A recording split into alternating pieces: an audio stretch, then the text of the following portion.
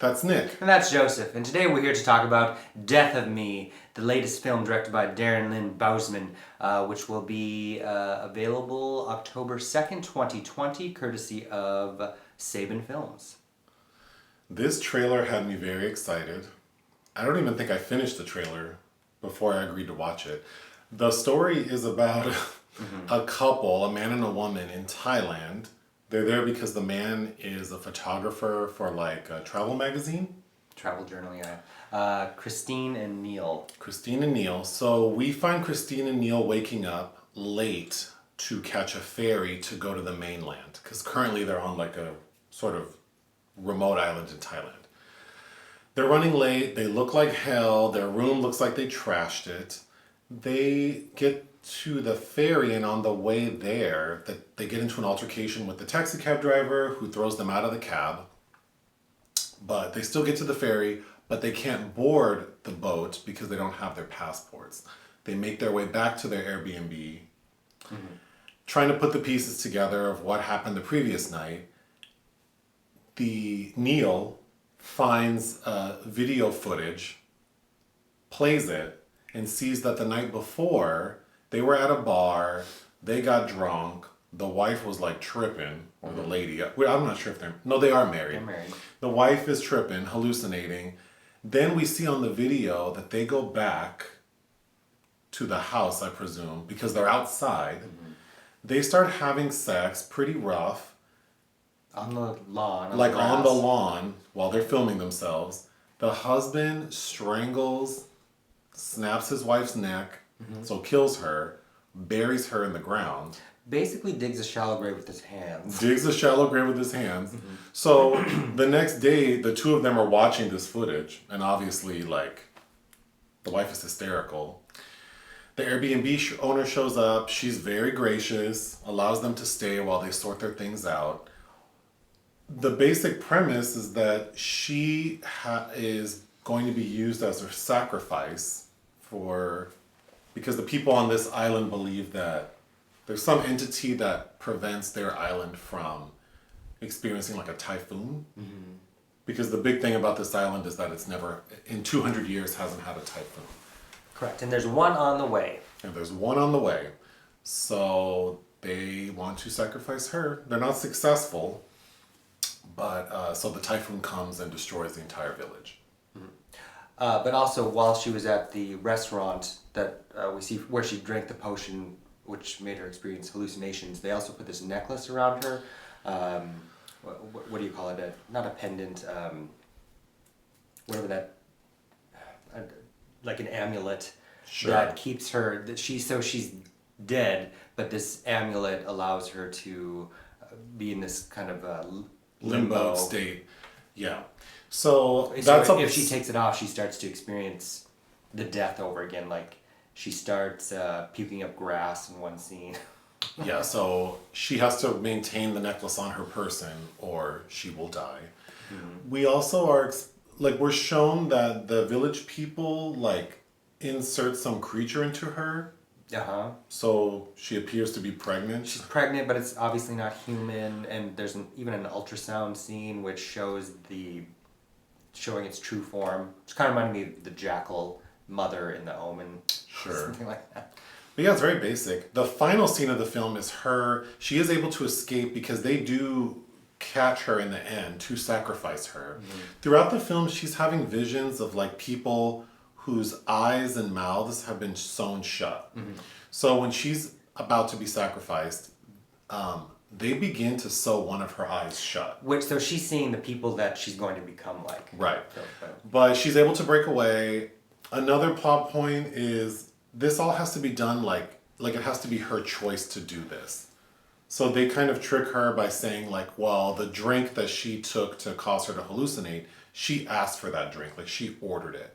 And there's a point where it is offered to her that she can leave on a boat, but she chooses not to because her husband's missing. So they explain to her like, well, that was you choosing to stay. So when she escapes, they don't chase her because they say like, well, she has to want to be here. So of course she's like, well, hell no. She breaks away, gets on a boat, but this typhoon's coming, so she's caught in the ocean in this really bad storm. So the final scene is her the next morning, this calm seawater. She's laid out on the boat. The Coast Guard type people come, find her, pronounce her dead. They bring her back to the island. We see that the island's been destroyed by the typhoon, and there are a bunch of body bags. So she's put in one of the body bags, and the man who found her found the necklace. So he throws the necklace in her body bag, and as he zips it up, she comes back to life. The end. So there is a lot going on, but the issue is within the first like 20 minutes, it's obvious that like she's been chosen for something, and she is probably going to be sacrificed because there's like a parade, a festival happening, and we see this like float throughout the film with like her likeness on it. So clearly she's the chosen one. This film is, if the third act of the Wicker Man, and I'm talking the original, was stretched out for 90 minutes. That's what it feels like. Yeah, which is unfortunate because this movie isn't even 90 minutes, right? And it felt very long to me. That said, there are some interesting things about it, and overall, I do like the concept. I like that she's basically already dead. So we're strangely already kind of past the point of no return for her character, which also isn't really discussed head on. Well, that is a very interesting plot point that I think should have been further explored. Because yeah, she is already dead, so like, and some very creepy devices, like the video where you see your spouse kill you and try to process that information is there are a lot of elements I did really like. That said, and I know you said this after we finished watching it, the least interesting people, or the most problematic, are the two leads, who are Maggie Q and Luke Hemsworth. I believe the eldest of the Hemsworths. It's mostly on her shoulders because the script calls upon her too many times to do things that just really don't make any sense. To where, you know, if you're a married couple in a situation, you discuss, what would you do here at this point? If you saw me disembowel myself, maybe. You're also hallucinating. But everybody's acting strange and creepy. You have a chance to leave. Do you? Yes. I don't. Of course you do. Otherwise, it just makes her... It forces Maggie Q's character in a corner where she's just wringing her hands and acting kind of like a very privileged, obnoxious Westerner. Too much. So you stop having empathy for her. Yeah. What did I like? I think the sound and the music work very well. I think the visuals are excellent. The film looks beautiful. It was shot by Jose David Montero, who did What Happened to Monday, that film with Noomi Rapace, where she plays the seven, is it septuplets? Is that the... Have I seen that? I thought so. Glenn Close? No. It's like B pulp, but it's fun. And Apollo 18, which I can't recall the plot of that movie right now, but I know we watched it. And of course, Darren Lynn Bousman, you are a fan of, because you like Repo, the genetic rock opera. You keep saying that, but I don't remember saying that. I thought you did like the movie with Paris Hilton. That's even less of a selling point. I recall that movie, but I don't recall your memory. Anyway, so the visuals work for me. I think I'm assuming they were native people to Thailand. I thought those people actually, their performances were good. Well, it's actually a very FOM-centric film because they are trying to track down Mandy, who's the young woman at the restaurant that gave them the drink. But they get some help from a woman named Kanda, played by Kelly B. The tattoo artist. The tattoo artist that has the ailing child. That's basically like, give me that pendant because I need it for my kid. And then, of course, the Airbnb owner, or whatever, Samantha, played by Essoe, who you know as she had the misfortune of having to be the Shelley Duvall lookalike in Dr. Sleep. Which is a movie I do really like. But she's really good in a film called Starry Eyes. I think she's fine here. I think that character is so transparent because she's so accommodating. If you would have, if I'm the host and you tore up my house, you need to go. I have your credit card on file. But she's like, no, stay as long as you need. We have extra space. But accommodating in that way, but not in another way where it's like, you are a white woman in Thailand. Why aren't you helping me out more with my missing husband? Well, yeah, because she speaks the language, apparently, but then there are scenes where she acts like she doesn't know how to say something, and she recommends her to a doctor who doesn't speak English. So it's like, didn't you think that she would have a hard time? Why didn't you go with her? So yeah, I think that actor did a fine job, but I don't think that character was written well. A few last notes. That main lady, I hated her fingernails. Maggie Q? They bothered me so much. Why? They were very long and thin, like her I don't know. It was very distracting. She had piano fingers. There was another plot point about this, something they call the corpse oil.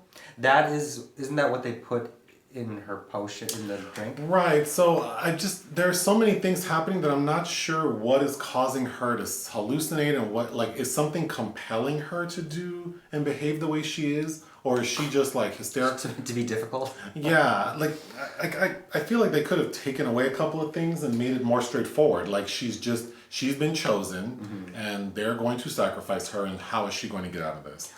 Right, and then also perhaps manipulate things a little bit better to where, yeah, free will, great, but to where because in the Wicker Man, as I was saying, works out so well because it's this law enforcement officer on this island that knows there's a missing girl and the people are acting weird, and it goes along with his mission that they're acting weird, something's going on here. He, like a rabid dog, he like digs in. This doesn't work in that same way. No. That's why this scenario is kind of difficult, and you kind of have to let the cat out of the bag at some point.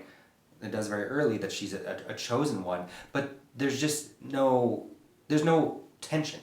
No. Yeah, I mean, the free will aspect of the storyline could have been better. Because their sort of like rationale for how they gave her choice is real flimsy. And we start out right away with them waking up in the panic, and it would have been great if we could have maybe cut out a little bit more of this cat and mouse thing going on and have given us some characterization. And I know I've said this about many other films many times before, but if you get some characterization of these people, it gives a better indication of their relationship, would give greater... What they're willing to do and not willing to do. And not to, Yeah. and would give a greater kind of dimension to their emotions about watching one kill the other one in a video. Yeah. Not knowing anything about the concept itself is creepy, but, you know, what if we knew their power dynamic a little better and how that would upset it? Yeah. What would you give this film? 2.5 out of 5. I would give it 2 out of 5 as well. Anything else? 2 or 2.5.